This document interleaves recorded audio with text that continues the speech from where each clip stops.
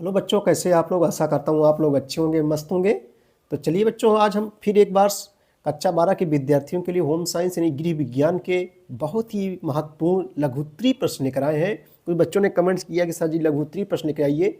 तो चलिए हम अभी बहुविकल्पी अति लघुत्तरीय, उसके बाद लघुत्तरीय प्रश्नों को हम लोग देखेंगे।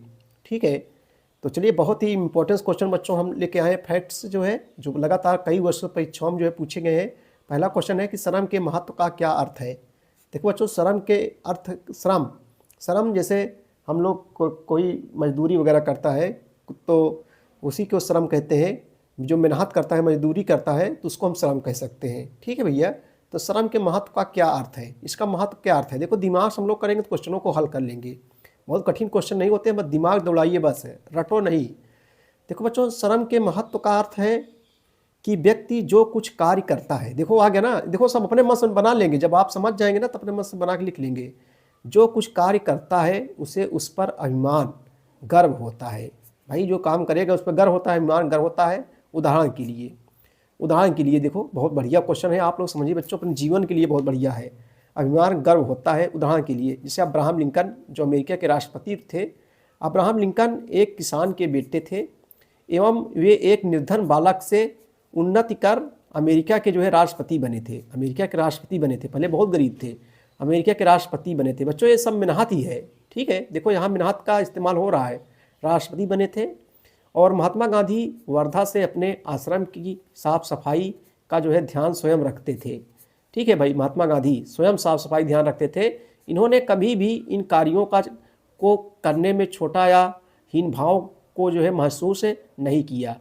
वे श्रम के महत्व को समझने के लिए अपना जो है शौचालय भी स्वयं साफ करते थे। देखो महात्मा गांधी की बात हो रही भैया, अपना शौचालय भी स्वयं साफ करते थे। कोई भी व्यक्ति जो भी कार्य करता है उसका जो है मूल्यों एवं नैतिकता के आधार पर मूल्यांकन करना चाहिए। मूल्य तथा नैतिकता व्यवहारिक नियम देते हैं। मूल्य व्यक्ति के व्यवहार को जो है प्रभावित करते हैं। और इसके छह महत्वपूर्ण मूल्य निम्नलिखित हैं। 6 महत्वपूर्ण मूल्य निम्नलिखित हैं। कौन कौन बच्चों? जैसे सेवा हो गया, सामाजिक न्याय हो गया, लोगों की जो है क्या हो गया, लोगों की मान मर्यादा तथा उपयोगिता, मानव संबंधों का महत्व एवं जो है ईमानदारी। ये सब बच्चों 6 महत्वपूर्ण मानव के क्या है, मूल्य है। चलो अगला क्वेश्चन बच्चों हम लोग देखते हैं। बहुत ही इंपॉर्टेंट क्वेश्चन ये भी है। देखो आप याद हो गया होगा कि श्रम क्या है, पोषण क्या है, इसके महत्व को भी समझाइए, बताइए। पोषण क्या है और इसके महत्व को भी जो है बताइए। अगला लघुत्तरीय प्रश्न हम लोग देखेंगे। देखो बच्चों, पोषण वह विज्ञान है जिसमें पोषक तत्वों और अन्य पदार्थों के साथ साथ शरीर द्वारा उनके पाचन और शोषण और उपयोग का जो है अध्ययन किया जाता है। पोषण वह विज्ञान है जिसमें पोषक तत्वों और अन्य पदार्थों के साथ साथ शरीर द्वारा अनेक पाचन और शोषण और उपयोग का जो है अध्ययन किया जाता है। पोषण का संबंध भोजन और खाने के सामाजिक, मनोवैज्ञानिक और जो है आर्थिक पहलुओं से भी है। पोषण का महत्व बच्चों संक्रमण से सुरक्षा प्रदान करने, जो संक्रमण बीमारियां होती हैं, पोषण का महत्व संक्रमण से सुरक्षा प्रदान करने और विभिन्न प्रकार की बीमारियों का सामना करने के लिए सही पोषण महत्वपूर्ण है।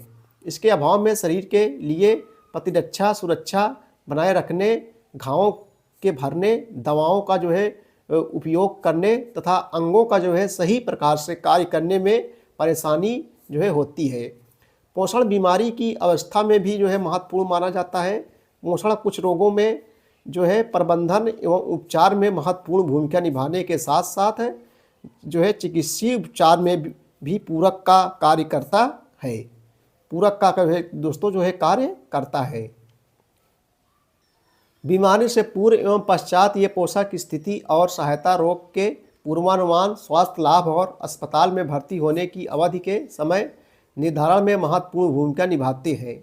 अस्वस्थता, उसके बाद में है अस्वस्थता और बीमारी के कारण उस व्यक्ति में भी पोषक तत्वों का जो है असंतुलन हो सकता है जिसकी पहले अच्छी पोषण स्थिति थी। अगला क्वेश्चन बच्चों देखेंगे हम लोग, खाद्य पदार्थों के वर्गीकरण के किन्हीं 5 प्रकारों को जो है स्पष्ट कीजिए। खाद्य पदार्थों के वर्गीकरण के किन्हीं 5 प्रकारों को जो है स्पष्ट कीजिए। चलिए इसका उत्तर हम लोग देखते हैं। तो संसाधन की सीमा, उत्तर देखेंगे, संसाधन की सीमा और प्रकार के आधार पर खाद्य पदार्थों के वर्गीकरण के 5 प्रकार जो है निम्नलिखित हैं। नंबर 1, न्यूनतम संसाधित खाद्य। खाद्य मतलब जैसे बच्चों गेहूँ हो गया, चावल हो गया, इसको खाद्य बोलते हैं। खाने वाली वस्तुएं जैसे गेहूँ, चावल, जौ, ये सब खाद्य के अंतर्गत आते हैं। न्यूनतम संसाधित खाद्य, ये कम से कम संसाधित खाद्य पदार्थ होते हैं जिससे जो है ताज़े खाद्य पदार्थों की गुणवत्ता बनी रहती है। ठीक है भैया। संरक्षित खाद्य, इसके अंतर्गत संरक्षण के लिए प्रयुक्त की गई विधियां उत्पादों के गुणों में अधिक परिवर्तन नहीं करती हैं, जैसे जो है हिमशीतित मटर, निर्जलित सब्जियां और डिब्बाबंद फल आदि। अगला है विनिर्मित खाद्य। इस प्रकार के उत्पादों में जो है कच्ची सामग्री की जो है मूल विशेषताएं समाप्त हो जाती हैं और जो है संरक्षण के कुछ बुनियादी तरीकों का जो है उपयोग किया जाता है, जैसे नमक, शक्कर, तेल या जो है रासायनिक संरक्षकों का जो है उपयोग किया जाता है। इसके उदाहरण बच्चों जैसे अचार हो गया, जैम हो गया, मुरब्बा हो गया, शरबत हो गया, पापड़ हो गया और बड़ी, ये सब इसके अंतर्गत आते हैं। उसके बाद में फार्मूलाबद्ध खाद्य। फार्मूलाबद्ध खाद्य किसे कहते हैं बच्चों? देखो, ये ऐसे खाद्य पदार्थ हैं जो अलग अलग अवयवों के मिश्रण और प्रसंस्करण द्वारा जो है तैयार किए जाते हैं जिससे प्राप्त खाद्य उत्पादों का जो है सुरक्षा काल अपेक्षाकृत अधिक हो सके।